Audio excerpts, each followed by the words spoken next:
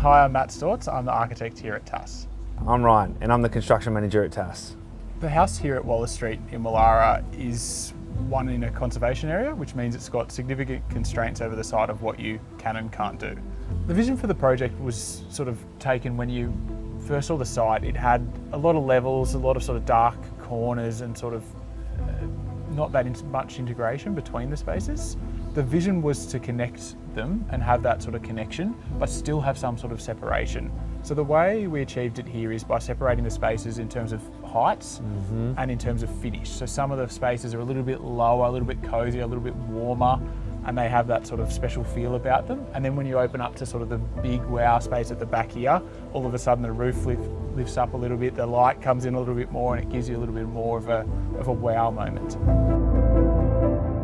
The client's lifestyle always plays a big part, especially in a project like this where they've got a young family and a really busy lifestyle. You sort of have to cater for that, and we've approached a few things in a sort of certain way to make sure we can do that in terms of maximising storage and sort of drop-off zones, so when they enter they can sort of dump things and then get on with life, and sort of considering that throughout the design process is essential.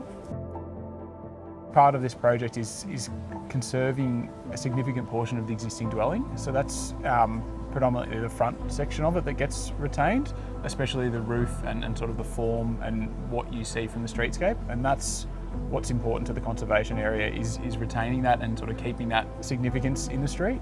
The approach to this is to bring light in. It's sort of one of the key elements, and the way we approach that is sort of bringing that centralised courtyard in is a really powerful tool. It brings light down, it brings sort of that quality of space into the home, and it makes you sort of feel really warm inside it.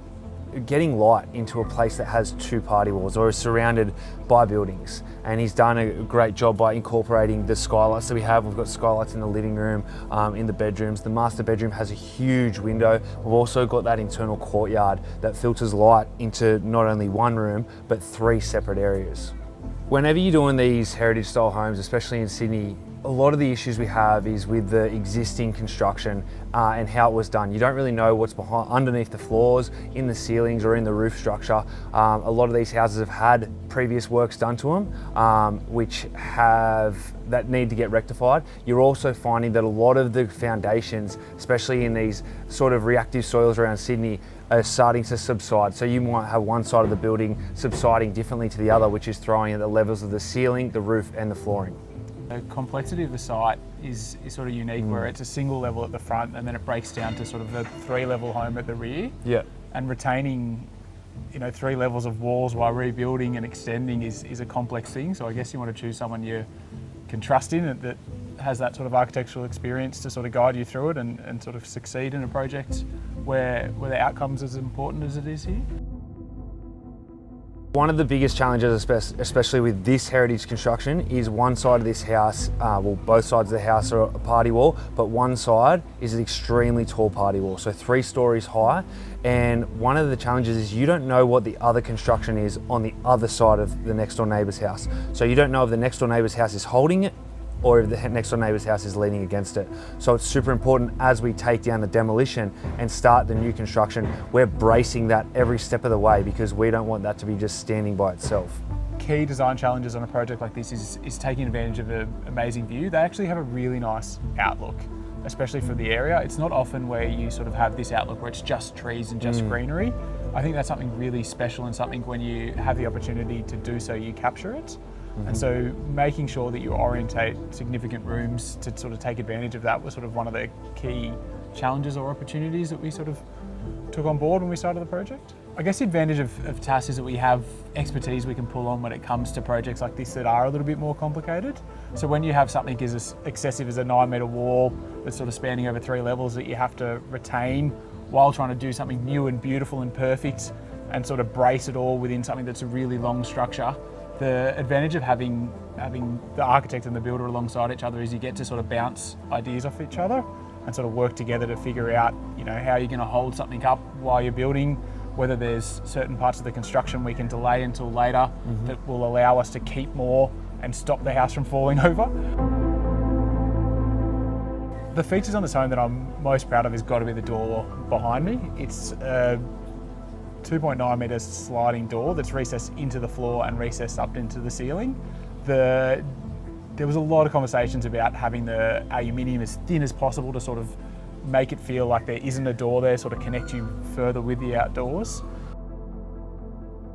One of the things I pride, I guess, our company and our team on is that we're able to build efficiently without compromising quality, and that comes down to planning from the get-go.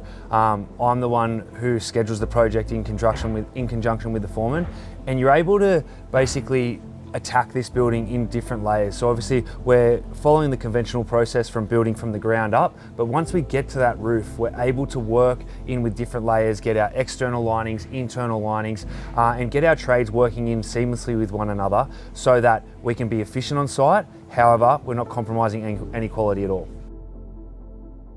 A key factor in a project's success like this is the collaboration between architects and builders. It's fundamental. From little details where Ryan would approach me and reach out and say, hey, we've come to this part, what do you think would be the best detail here? How would be the best place to put this? Are you happy with this finish? And just sort of getting that final detail or final sign off. Sometimes, as much as you don't like it, there are things that can change on site and things you don't anticipate. And having that relationship and communication in-house enables us to sort of resolve those issues before they become an issue, to sort of see them through and then execute how that's done well in terms of making sure the constructability is there and making sure the detail works from that point, as well as meeting the sort of design aesthetic that we're trying to achieve. Providing a service where we have an architectural design, interior design, and the construction all under one roof. The collaborative effort between design group and construction group is so important.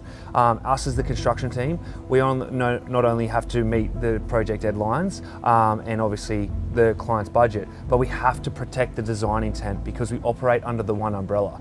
Matt's design is our design, and we wear that on our sleeve and we approach it as one company, and that's how we can collaborate together to make sure that all the details are met perfectly.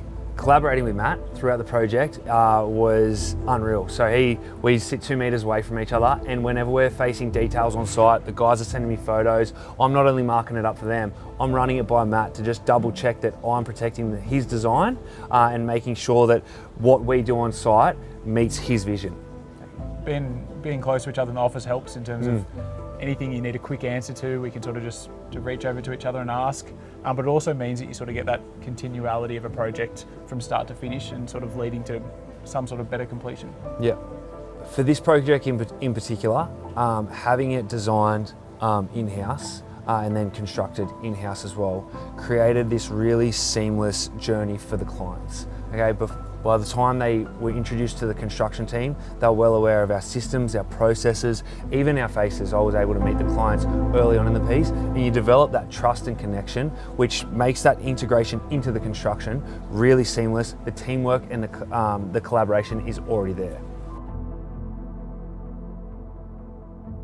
One of the best parts about having this in-house service is you can sort of educate them on what the costs are associated with what they value. So it's not a decision of this costs this, it's more of a decision of, okay, what do you want and what value you put to that? And so then you as a client get to make that educated decision, okay, yes, I value that, I really want to go out further, or no, I don't see the money in sort of doing that, that doesn't really make sense, but thank you for telling me because now I can make that decision.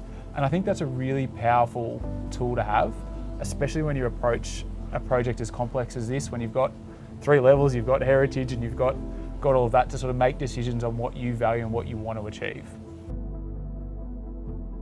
Creativity comes in all forms. The levels gives you that play. It gives you that play of different areas. It gives you that play of different spaces. I think in this project, there's different finishes in different places you wouldn't expect. Like an archway between 2 spaces that sort of helps divide and sort of signify that this is dining, this is living, which is a common problem with open plan, is that they're too connected, they don't distinguish between each other. And there's little surprises around the home, especially when you sort of get to that light well space. I know I harp on it about it a lot and how beautiful and how much that increases the quality of the space, but it really funnels light through it and sort of makes those special moments inside. In a project like this, when you have the kitchen sort of recessed well into the home, having something like that, some sort of beautiful focal point in the middle of the home, sort of gives it a heart, gives it something that's that's sort of beautiful in the center of it. Yeah, I think this project blends heritage and modern quite well. You don't sort of notice that line in the sand between the two. It sort of transitions gently into that modern, and before you know it, you're sort of in this space which feels warm and cozy, but sort of has those modern amenities that we sort of know and want. Yep. But it still pays homage to the heritage significance of the existing dwelling. Looking from through the rear back doors all the way through to the front of the house, and seeing these delineations in the different areas and how calming it feels and how soft it feels, and just the natural light that flows in through the entire house it's unbelievable. And just seeing it after construction when there's furniture in there and when the client's living in there, it goes from being a site to a home. When it comes to design aspects for this house, I extremely love just being able to walk through this lower floor from the front of the house to the back, walking through that front living area into the kitchen area where you've got these different design elements that Matt's detailed perfectly all the way through to the back deck. You've also got, one of my favorite parts is the stairwell. I love a very well crafted stairwell that has a lot of natural light that filters through, and I feel like staircases and stairwells are becoming these really popular design trends where you can actually install a lot of features and they can become focal points of homes. Another aspect, and even just coming here today and having this afternoon sunlight, is walking into that master bedroom and having that huge window that goes wall to wall and being able to let those curtains open and have that light filter through right throughout that whole top room. When it comes to construction around all the city suburbs, a lot of the homes have that heritage facade, or there's going to be some aspect of the house that needs to have that heritage aspect maintained, and whether it's through DA or whether it's through the clients wanting that heritage aspect maintained. It's so important that not only do we do our utmost to basically protect that heritage facade or those heritage aspects, but also integrate them into the construction, and that's where we rely on our designers and stuff to be able to do that seamlessly. It's standard practice for us whenever we're starting a project that has aspects of the home that are heritage and need to be retained, that we're doing everything we can to either board them up, build structures around, create no-go zones so that they are not impacted at all by the construction and they are retained as is, or if there needs to be work done to them, they're restored to what they should be. The key requirements from the client when they came to TASS were sort of to achieve something that was effortless, that sort of met their lifestyle and can sort of improve their lifestyle and how they live their lives. Can you build me a home that I'm going to love, enjoy, and improve my life?